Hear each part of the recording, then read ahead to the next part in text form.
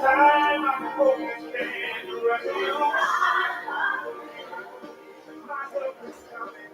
My help is here in you. The Lord is my help.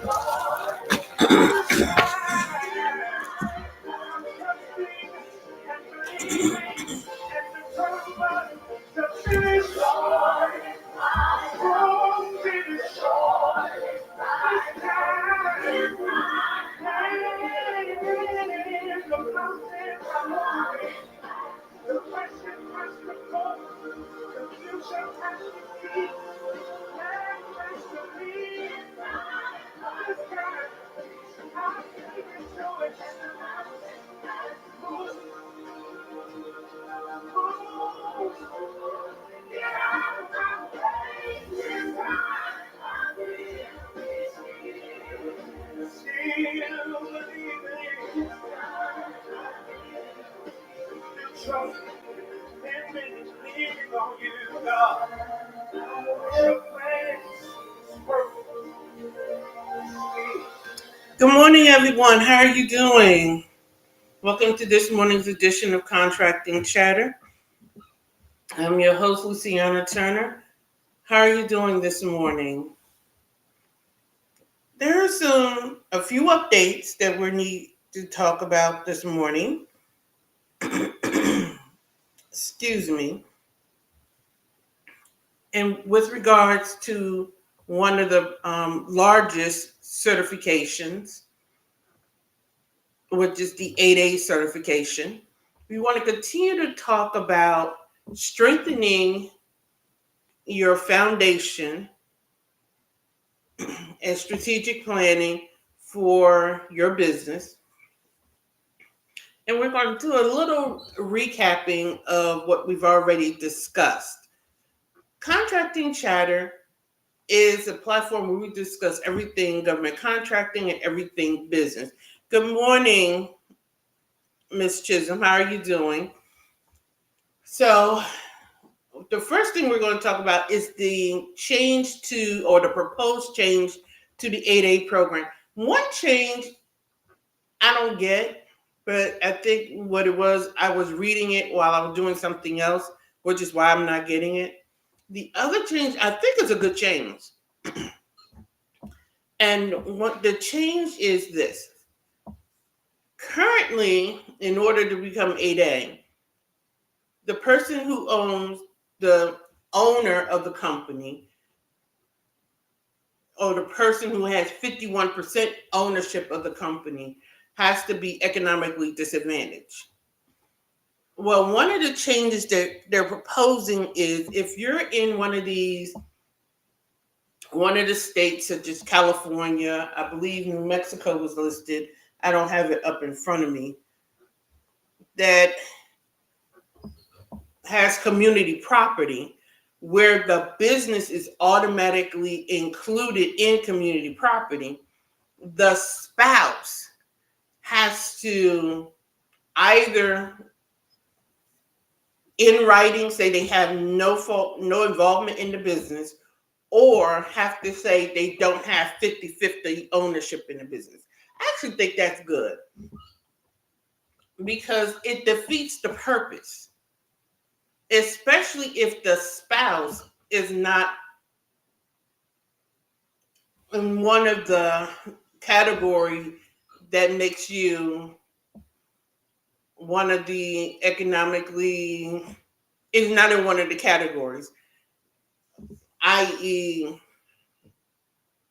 mixed race couples. So that makes sense on its face. And I'm trying to figure out what took them so long to figure that out. That makes sense. Another proposed change is in regards to the veterans designation. If one of the spouses is a veteran, they're not even bringing in that rule to start with, which I'm trying to figure out why the rule was being applied if one was a veteran and the other one wasn't. So those two changes, I believe, are great changes.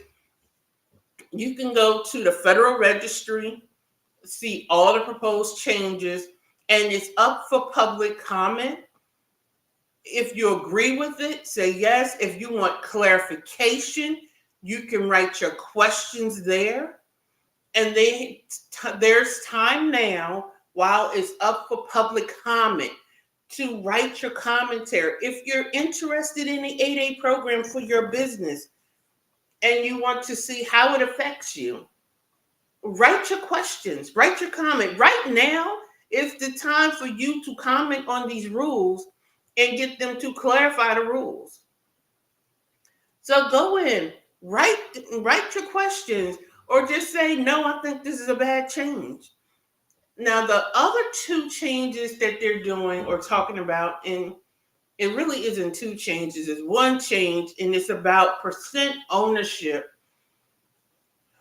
of the company if you're not an economically, if you don't belong in the category of economically disadvantaged. But you know what? Let me pull it up.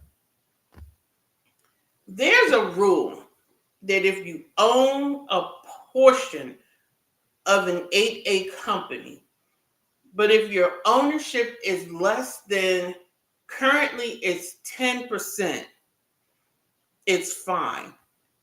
Or 20% is fine, as long as it's of good character. They want to up that percentage to 20 and 30%. And I'm trying to get the rationale for upping the percentage. And the way I was reading it, it didn't make sense. But as I said, at the time I was reading it, I was doing something else. So the math wasn't mathing. 2 plus 2 have to always equal 4. And I wasn't understanding why they were making that change. It wasn't the change itself that I had a problem with. It was the why behind making the change that I had a problem with. So I'm gonna go back and reread the change and see if I can understand the rationale for it. This would be the second change to the 8A certification program they've made in the last 3 years. The other change came when they allowed, if an 8A company was purchased, they allowed the company that purchased that company to hold that 8A contract, even if that company wasn't an 8A company. And I had issue with that, but apparently others didn't. So this would be the second set of changes to the 8A program they've made in the last 3 years. Interesting that they keep changing that program. Very interesting. But like I said, go to the Federal Registry, look up the SBA proposed changes to the 8A program. This is a chance for you to have your voice heard. And it's not just the 8A program. Any rules, regulations that's getting ready to be put in place are always put up for public comment. You have a chance to say, this doesn't make sense. This needs to be clarified. This shouldn't go into place. You have a chance. You have a voice. You always don't exercise your voice for whatever reason. Some people don't even know about the Federal Registry. So now that you know, use your voice and exercise it. Go there, write your comments, write your questions, and make your voice heard. So with that, we're going to move on to strategic planning for 2025. Now, the government fiscal year starts October 1st, and we're at August 28th. So essentially, you have a month. We have a month left in low-hanging fruit season. We have a month until the start of the new government fiscal year. We are 70 some days away from the election. Oh, this is a lot going on. And my question to you is, quite frankly, have you started, or where are you in your preparation period for your company? If you founded your own company, where are you? If you're still working in corporate, but you have personal goals, where are you in those goals? And even if you're in corporate, if you're a decision maker, where are you in the strategic planning process? Just period. Where are you in the planning process? And somebody is thinking to themselves, it's only August. You can't start the year off running if you wait until the year starts to plan. There's no such thing as running efficiently if you have not planned for an efficient run. I stated that Monday and I restated it yesterday, and I will keep stating it. You have to plan for an efficient run. So I'm saying now, this is the time to plan your efficient run. You also have time to finish this year strong. How do you finish this year strong? It is August 28th. You have a whole quarter left. But you can't get to a finish line if you don't know where you are in the race. How do you figure out where you are in the race?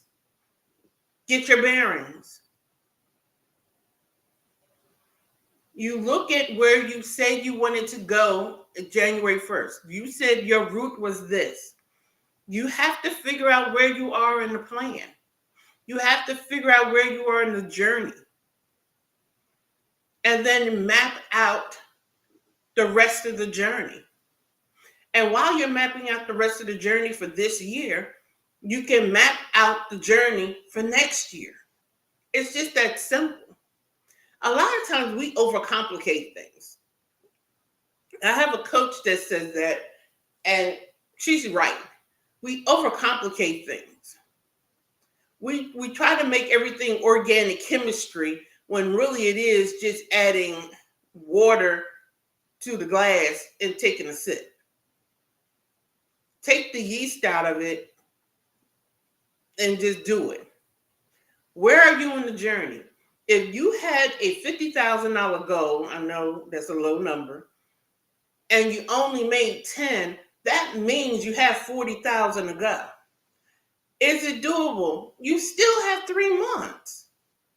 That means you roughly need to do $12,320 some dollars for the rest of the year each month. It's doable if you create a plan. But you wouldn't know that unless you said, where am I and where do I have to go? It's just that simple. And while you're figuring that out, you can sit down and figure out your strategic trajectory for 2025. But a lot of people wait until January to say, this is what I'm doing in 2025, which means you're already behind the ball. I was sitting with a client yesterday, and we were working out her budget for next year. And she was describing this project she wanted to work on. And I'm like, yeah, this is great. But when she was telling me her numbers, I told her, okay. But as this creator on TikTok that I follow, he often says when people discover the truth for themselves, they accept it easier. I told her, I want you to go into ChatGPT and I want you to look up how much the branding we couldn't come up with the Democratic National Convention because it wasn't released. So I told her to look up the branding for the presidential campaign is what we came up with. And they said $10 million. Now I told her, go back and give me your numbers again for this project that she wanted to work on.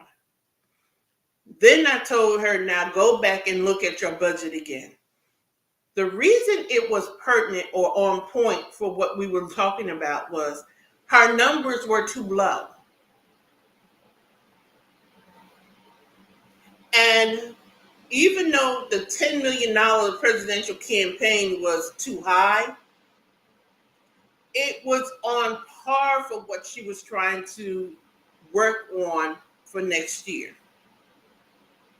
She was coming up with these $5,000 and $3,000 numbers, and she should have been thinking more $200,000, $50,000. So I was trying to come up with something smaller, but what it came back opened her eyes. And the point of the matter is, when you start doing your research, first of all, her eyes never would have been open if she hadn't been working with somebody. That's lesson number one. I was able to open her eyes to some things she never would have seen. And she said that.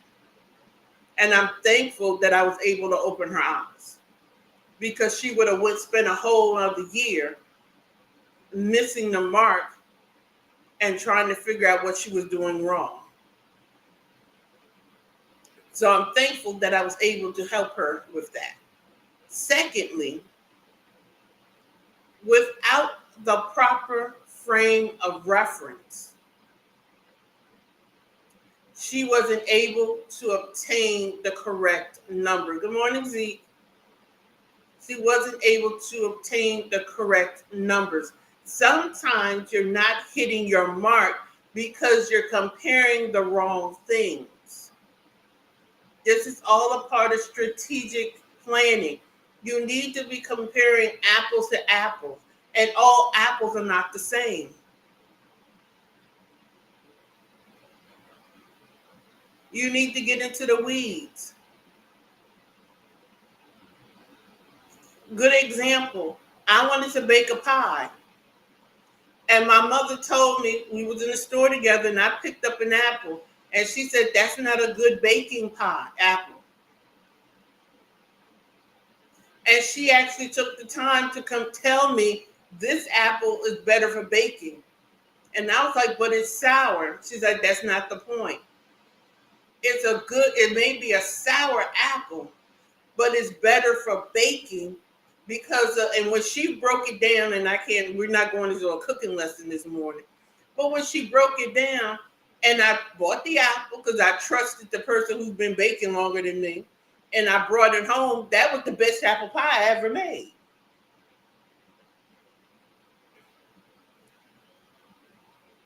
But I had to consult the cook.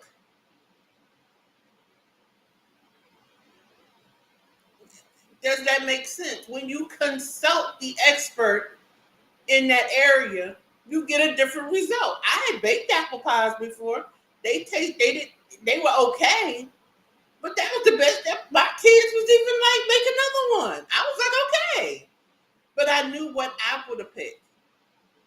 So comparing apples to apples is not enough. It had to be the right apple. Do you follow where I'm going? That's the benefit of working with somebody, but that's also the benefit of working early. We're in August doing the work, so that when she goes to bid, when she goes to write the proposal, she's not writing a hello beautiful proposal and submitting mediocre pricing. She could submit something of substance that will increase her chances. But that comes with working with somebody who knows what they're doing. that can help her pick the right apple.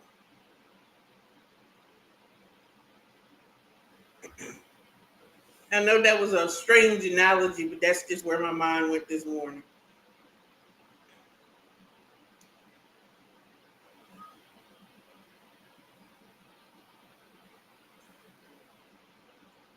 But waiting until the last minute to do any type of planning puts you behind the eight ball. So to do a little recap to go forward, there are some changes to the 8A program that are being proposed. And if the 8A certification is something on your plate, something that you want to do, you want to stay aware of what's going on with it. So check your federal registry. One of the changes, and this only applies to you if you're a veteran, is to remove, they're just not even going to consider the whole spousal thing if you're a veteran, women-owned thing. If you're a veteran, they're not even considering that because it doesn't come into play. Secondly, if you live in a community property state such as California, they're proposing that the spouse has to submit a document stating that they're either not a 50-50 owner in the business or they have no interest in the business, especially if they're not a member of the economically disenfranchised community, That gets around because in those states that have community property, the business is a part of that community property. And I would love to know how that came up, and it's probably because of divorce proceedings now that I think about it. Duh. So those are two proposed changes. And I'm going back to reread about the other change about percent ownership for non-economically disadvantaged owners being increased to 20 and 30%. I need to go back and reread that. But for everybody that's watching this broadcast, go to the Federal Registry, read the proposed changes, comment on them. It's open comment period. If you agree with the changes, say it. If you don't agree with the changes, say that. If you think the language is vague, say that you think it's vague and the area you think is vague and why. This is the time to do that. And they will alter the language. Because once it's released, then you have to wait for somebody. You have to wait for an outpouring of people to say it's too vague for them to go back and propose a new change to the rule. So this is the time to get all of that in while they're in the midst of writing the rule. And while we're talking about it, the Federal Registry is your friend. You can set up alerts so that it will alert you to upcoming or any regulations that are out for public comments. Now, I keep track of it as much as possible, and I let you guys know. And I let you guys know when to go to the registry and comment as much as I can. But, do your due diligence. Go there. Read what's coming out. There, you can read executive orders there as well. Presidential executive orders is also on the Federal Registry. And it'll also take you back, when you click, it'll also take you back to the congressional pages. So we segued from there and we talked about strategic planning, understanding, waiting until the start of the year puts you behind. You want to start strategic planning for next year now. You want to start now. I've also talked about you can finish the year strong. We have another quarter in this year. So you can finish this year strong, but you can't finish the year strong if you don't know where you are. You can look at what you said you wanted to do this year, look at where you are now, map out a plan to get to the end of the year and still finish the year strong. And while you're doing that, create a plan to get 2025 going. But a lot of people do not hit their yearly goal because they wait until the start of the year to plan. And what you need to do is plan now for next year so you can hit the ground running or you can run into the new year. I'm not saying don't take a break. You never heard me say that. What you're hearing me say is you plan for the new year before the year gets here. That means planning your breaks, planning your vacation. You should know now that you have your vacation in March or you're taking a break in June. You shouldn't wait until the wheels have fallen off the bus to say, I need to take a break. That's a part of your strategic planning too. You plan to take a rest before you need it. You plan your recharge periods. I don't know why people think that you don't need to plan these things. You do. You need to plan to recharge. My favorite tagline is a stressed mind can't create. You manage those levels. And a tired person can't do anything. And I'm going to tell you something. If you don't lay down, your body will make you fall down. All of that is a part of your strategic planning. All of it. Your strategic plan should include your break and rest periods. Whether it's a full week, whether it's a day, whatever. However you plan it, it needs to be there. And how are you handling your business when you're on break? Is somebody stepping into your shoes while you're on break? And how are they managing your business while you're gone? Do you have SOPs in place so that they can run things smoothly in your absence? Or does your whole business shut down while you're on vacation?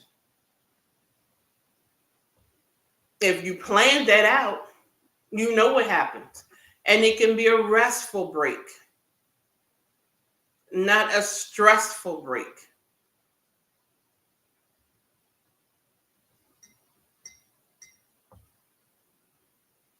You see, people say this is the unsexy part of business. See, I think this is sexy because this is the foundation that allows your business to be stable. And I love stability because stability allows you to grow.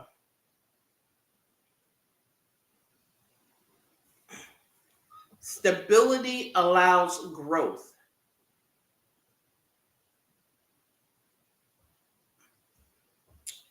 And with that,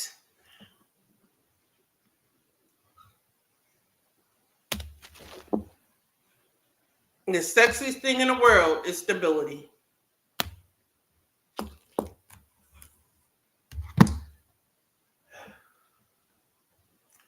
Join me tomorrow morning at 7:30 a.m. Eastern Standard Time for another installment of Contracting Chatter. I'm going to share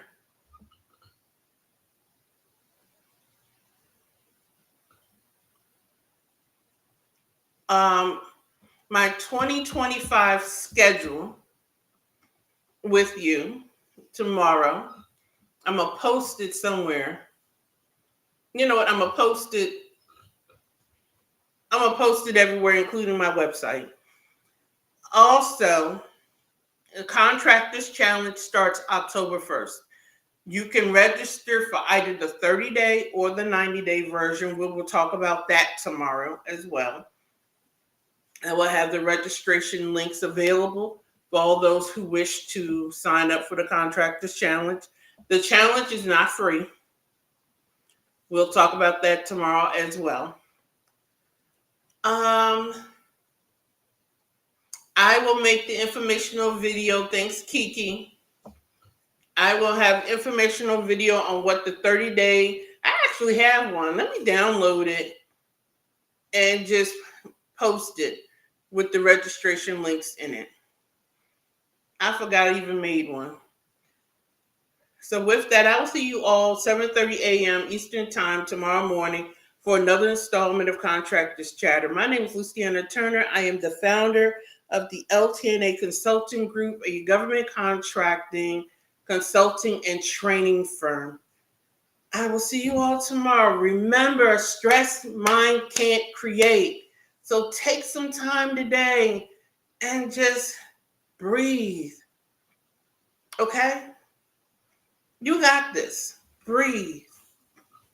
And I'll see you guys tomorrow.